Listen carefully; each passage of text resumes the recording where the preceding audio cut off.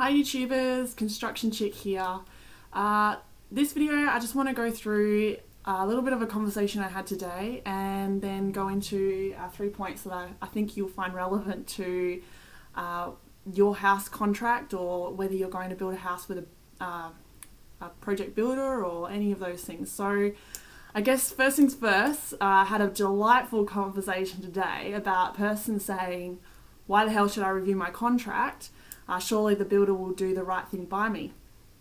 And I guess the analogy I used for him was, when you invest $300,000 in shares, are you going to find out everything you can about that company that you're about to invest $300,000 in?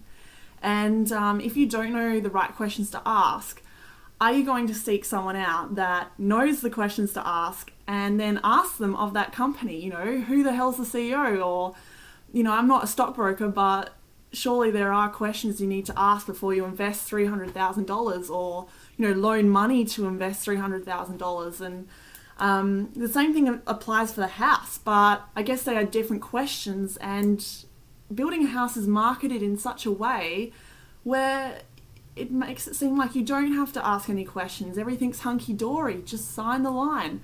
And that is the biggest fallacy out there in the industry at the moment, is you actually do need to review your contract. You need to check that they're doing the right thing by you or giving you what you want. And the only way you're going to do that is by sitting down at these 3 stages and having a look through what they're giving you and making sure that what they're interpreting from what you want is on a piece of paper. Is it written down, or is it still verbal? And the biggest place people get caught is when it goes from talking to the salesperson to the house getting built. So yeah, and I guess one way to make sure that transition has gone smooth is to make sure at each of these stages you are reviewing what is being written down and what you're signing. So pre-agreement, make sure what you've asked for, if it's detracting anything from the original specification of the house. For instance, you've asked for stone bench tops and the original specification had laminated bench tops, you should be receiving a credit for that laminated bench tops.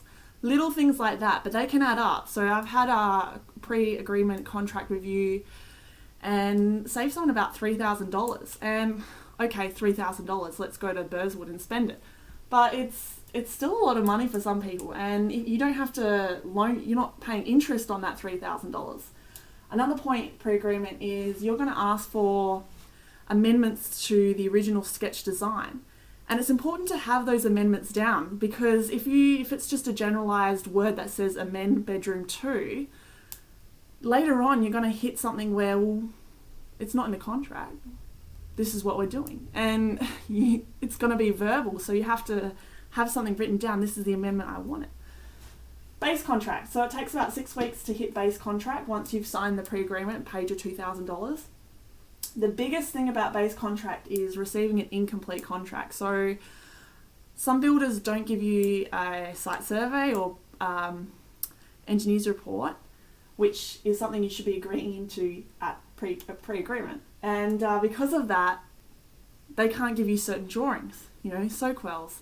They can't give you fixed cost for earthworks. And that's really important to make sure the contract's complete.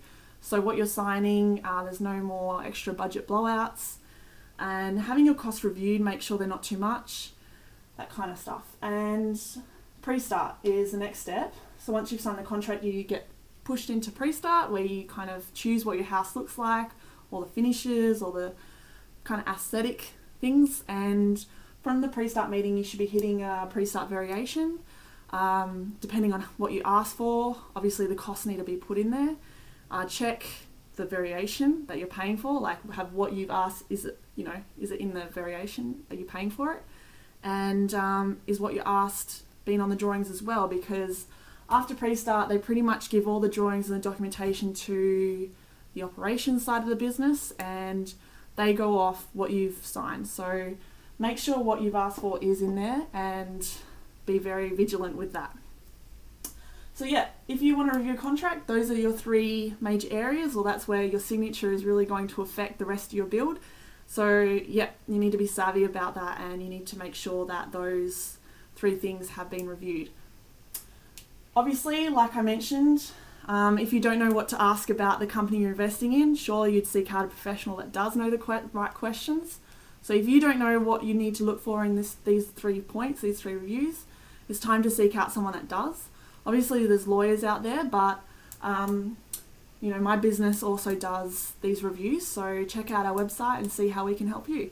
That's it for me today. So if you enjoy this video and want to see our other ones, subscribe and you'll get future updates. All right, see you later. Bye.